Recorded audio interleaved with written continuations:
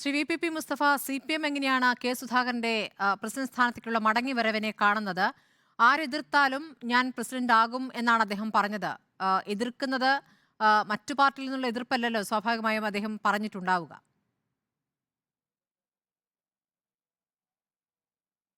K Sudhakaran എന്ന് പറയുന്ന നേതാവിൽ കോൺഗ്രസിലെ അവിശ്വാസവും അദ്ദേഹത്തിന്റെ നേതൃശേഷി, അദ്ദേഹത്തിന്റെ സംഘടനാ പാഠവും ഇതെല്ലാം വലിയ പരാജയമാണ് എന്ന് വിളിച്ചു പറയുകയും ചെയ്യുന്ന സംഗതികളാണ് ഇപ്പോൾ പുറത്തു വന്നിരിക്കുന്നത്. കെ സുധാകരനെ KPCC പ്രസിഡന്റ് സ്ഥാനത്തേക്ക് കൊണ്ടുവന്നത് എന്തോ അദ്ദേഹം വലിയ കൊലക്കമ്പനാണ്, കേരളത്തിലെ CPM മുട്ടുകുത്തിക്കാൻ അദ്ദേഹത്തിന് കഴിയും എന്നൊക്കെയുള്ള നരേഷനോട് കൂടിയിട്ടാണ് കൊണ്ടുവന്നത്. പക്ഷെ ഇപ്പോ 3-4 ദിവസമായിട്ട് അദ്ദേഹം തന്നെ വഹിച്ചുകൊണ്ടിരിക്കുന്ന സ്ഥാനം, പുതിയൊരു സ്ഥാനമല്ലല്ലോ, അദ്ദേഹം വഹിച്ചുകൊണ്ടിരിക്കുന്ന സ്ഥാനം തിരികെ എടുക്കുന്നത് സംബന്ധിച്ച് ഇങ്ങനെ ഒരു വിവാദം ഉണ്ടാകേണ്ട വല്ല കാര്യം ഉണ്ടായിരുന്നു? ഇപ്പോൾ നേരത്തെ രമേശ് ചെന്നിത്തല KPCC പ്രസിഡന്റ് ആയിരിക്കുമ്പോൾ അദ്ദേഹം അരിപ്പാട് മണ്ഡലത്തിൽ നിയമസഭയിലേക്ക് മത്സരിച്ചു. ആ സമയത്ത് അന്ന് കോൺഗ്രസിന്റെ സീനിയർ വൈസ് പ്രസിഡന്റ് ആയിരുന്ന തലേക്കുന്നിൽ ബഷീറിന് തെരഞ്ഞെടുപ്പ് കാലത്തേക്കുള്ള പ്രസിഡന്റിന്റെ ചുമതല നൽകി.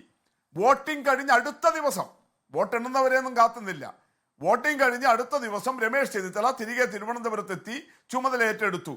ഒരു ചർച്ചയും ഉണ്ടായിട്ടില്ല, ആ വിഷയം ഒരു വാർത്തയുമായിട്ടില്ല, ഒരു സാധാരണ സംഭവം പോലെ അവിടെ നടന്നതാണ്. പക്ഷെ ഇവിടെ കെ സുധാകരൻ സ്ഥാനാർത്ഥിയാകുന്നത് തന്നെ വലിയ വിവാദമായി.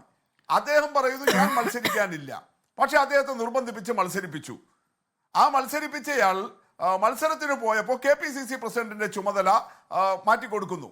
അങ്ങനെ കൊടുത്ത കത്തിലെ വാചകം തന്നെ സ്മൃതി ശ്രദ്ധിക്കേണ്ടതാണ്.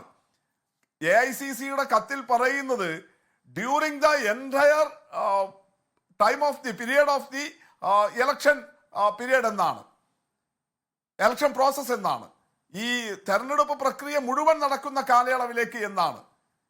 അപ്പൊ അങ്ങനെ ഒരു പ്രയോഗം വരുന്നിടത്ത് സ്വാഭാവികമായിട്ടും തെരഞ്ഞെടുപ്പ് പ്രക്രിയ കഴിയുകയെ 4-ാം തീയതി വോട്ടെണ്ണി കഴിയുമ്പോഴേ ഉള്ളൂ. അപ്പൊ അങ്ങനെ ഒരു സൂത്രം തന്നെ അവിടെ പ്രയോഗിച്ചിട്ടുണ്ട്. AICCയുടെ ആ ഉത്തരവിൽ തന്നെ ഇദ്ദേഹത്തെ മാറ്റി AICCക്ക് ഒരു ആക്ടിംഗ് പ്രസിഡന്റിനെ നിയോഗിക്കുന്ന ഉത്തരവിൽ തന്നെ അങ്ങനെയാണ് പറഞ്ഞിരിക്കുന്നത്, during the entire period of the election process എന്നാണ്.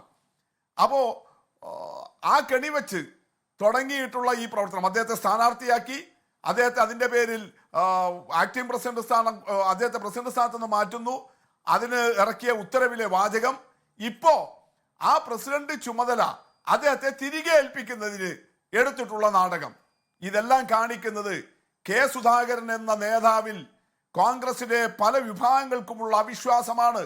ഇദ്ദേഹത്തെയും വെച്ചുകൊണ്ട് ഇനി കേരളത്തിലെ കോൺഗ്രസിനെ കൊണ്ടുപോകാൻ കഴിയില്ല. ഇദ്ദേഹം പ്രതീക്ഷിച്ചതുപോലെ കേരളത്തിലെ കോൺഗ്രസിനെ ചലിപ്പിക്കാൻ കഴിയുന്ന ഒരു നേതാവല്ല. വലിയ നഷ്ടമാണ് കോൺഗ്രസിനുണ്ടാകാൻ വേണ്ടി പോവുക. തുടർച്ചയായിട്ട് ഇനി തെരഞ്ഞെടുപ്പുകൾ തന്നെ വരികയാണ്. കാരണം കോൺഗ്രസിനെ സംബന്ധിച്ചിടത്തോളം അവരുടെ പ്രധാനപ്പെട്ട അജണ്ട തന്നെ തെരഞ്ഞെടുപ്പ് രാഷ്ട്രീയമാണ്.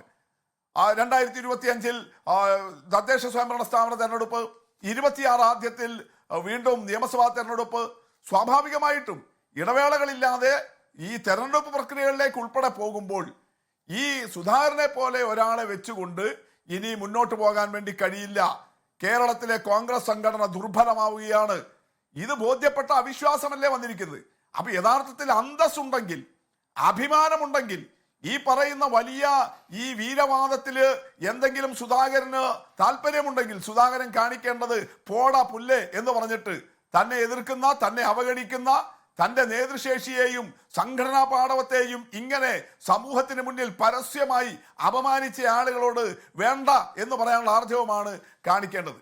പക്ഷെ അവിടെ നേരത്തെ പറഞ്ഞതുപോലെ കോൺഗ്രസുകാരെ സംബന്ധിച്ചിടത്തോളം പദവികൾ, ആ പദവികളാണ് അവർ അധികാരങ്ങൾ വലിയ ചുമതലയായിട്ട് കൊണ്ടു നടക്കുന്നത്. അപ്പൊ അതുകൊണ്ട് ഇതൊന്നും ഇല്ലെങ്കിൽ കോൺഗ്രസിനകത്ത് നിൽക്കാൻ വേണ്ടി കഴിയില്ല.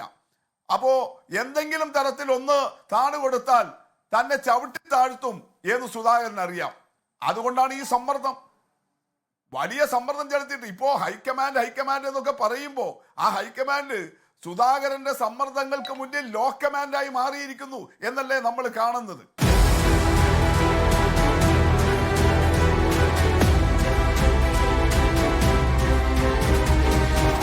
ഡിബേറ്റ് വിത്ത് സ്മൃതി പരുത്തിക്കാട്.